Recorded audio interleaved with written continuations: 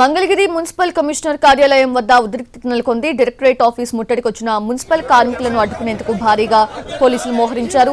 ఈ నెల 12 నుంచి నిరవధిక సమ్మెలో ఉన్న కార్మికులు జీవో నెంబర్ 36 ప్రకారం తమకు న్యాయమైన వేతనాలు ఇవ్వాలంటూ డిమాండ్ చేస్తున్నారు. సెక్షన్ 30 అమలులో ఉందని చెబుతున్నారు పోలీసులు. ఆందోళన చేస్తే కేసులు నమోదు చేస్తామని కూడా హెచ్చరిస్తున్నారు. కానీ సమస్యలు పరిష్కారం అయ్యే వరకు కూడా పోరాటం ఆపేది లేదంటూ కార్మిక సంఘాల నేతలు స్పష్టం చేశారు. ఇక ఈ నిరసనలు మరింత ఉధృతంగా మారే అవకాశాలు కనిపిస్తున్నాయి.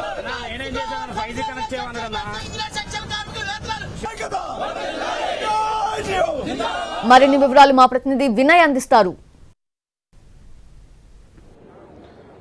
తమ డిమాండ్లను పరిష్కరించాలంటూ ఈ నెల 12వ తారీఖు నుంచి రాష్ట్ర వ్యాప్తంగా మున్సిపల్ కార్మికులు ధర్నా చేస్తా ఉన్నారు. ఈ ధర్నా ఉధృతంగా మారింది. ప్రస్తుతం మంగళగిరి మున్సిపల్ కార్యాలయాన్ని ముట్టడించేందుకు కార్మికులు వచ్చారు. ప్రస్తుతం మనం చూడొచ్చు పెద్ద ఎత్తున రాష్ట్ర వ్యాప్తంగా ఉన్న అవుట్ సోర్సింగ్ అదేవిధంగా కాంట్రాక్ట్ ఎంప్లాయీస్ అందరూ కూడా ఇక్కడికి తరలి వస్తూ ఉన్నారు. జీవో 36 ప్రకారం తమ వేతనాలన్నీ కూడా పెంచాలని వీళ్ళంతా కూడా డిమాండ్ చేస్తా ఉన్నారు. మరోవైపు సెక్షన్ 30 ఇక్కడ అమలవుతుంది. ఎటువంటి ధర్నాలు గానీ ఆందోళన చేయొద్దని పోలీసులు చెప్తా ఉన్నారు. మనతో పాటు కొంతమంది కార్మికులు ఉన్నారు. వాళ్ళని అడిగి మరిన్ని విషయాలు తెలుసుకునే ప్రయత్నం చేద్దాం.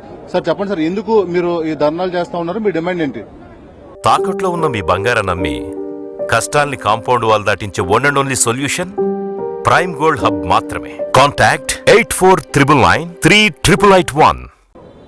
మున్సిపల్ డిపార్ట్మెంట్ లో పనిచేసే ఇంజనీరింగ్ కార్మికులు ఉన్నారు, నాన్ పిహెచ్ వర్కర్స్. వాళ్ళకి గత ప్రభుత్వంలో జీతాలు పెరగల. 16 రోజుల సమ్మె అప్పుడు 9 మంది అధికారులతో కమిటీ చేశారు. ఆ కమిటీ నివేదిక ప్రభుత్వానికి ఇచ్చారు. తెలుగుదేశం కూటమి ప్రభుత్వం వచ్చిన తర్వాత ఆ నివేదికని బయట పెట్టలేదు, పక్కన పడేశారు. ఇప్పుడు ఏడాది కాలంగా ఈ ప్రభుత్వం చుట్టూ తిరుగుతున్నాం. ఇంజనీరింగ్ కార్మికులకి అత్యధిక మందికి 13,000 రూపాయలు మాత్రమే చేతికొస్తా ఉంది 15,000 రూపాయల జీతంలో. కొద్ది మందికి 18,500, అంటే కటింగ్స్ పోయి 15,300, 15,200 వస్తా ఉన్నాయి. ఈ డబ్బులతోటి అత్యధిక మంది అద్దెలలో ఉంటున్నారు. ఈ రోజు పట్టణాల్లో అద్దెలు 5 నుంచి 6,500 రూపాయలు ఉన్నాయి. ఈ మధ్యనే రాష్ట్ర ప్రభుత్వం కరెంట్ ఛార్జీలు పెంచింది. అన్ని రకాల ధరలు పెరిగాయి, కూరగాయ ధరలు పెరిగాయి. దీంతో కుటుంబాలు బతకలేకుండా ఉన్నాం. కాబట్టి మా జీతాలు కూడా పెంచండి. మా తోటి కార్మికులైనటువంటి పారిశుద్ధ్య కార్మికులకి 21,000, అండర్ గ్రౌండ్ డ్రైనేజీ గానీ చెత్త తరలించే వాహనాల డ్రైవర్లకు 24,500 ఇస్తున్నారు.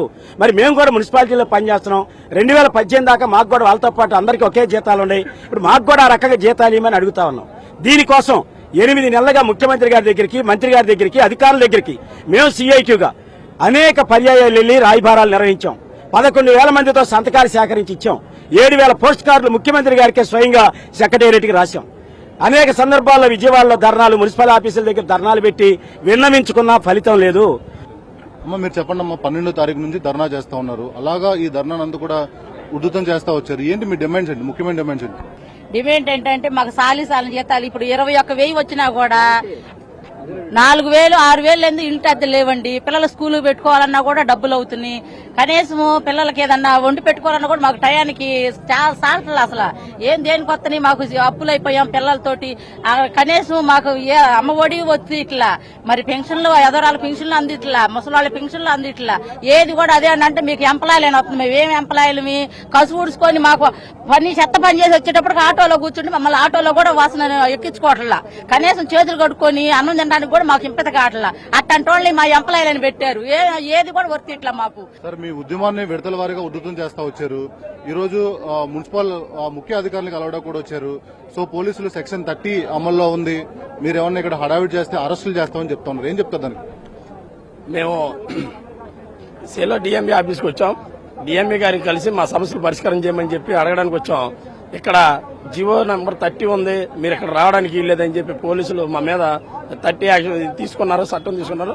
అందుకని మేము ఒకటే చెబుతున్నాం, మీరైనా మమ్మల్ని తీసుకెళ్ళి అక్కడ పరిష్కరించండి, లేదా అధికారులను మా దగ్గర తీసుకురండి. లేని పక్షంలో కలిసి వచ్చే సంఘాలను కలుపు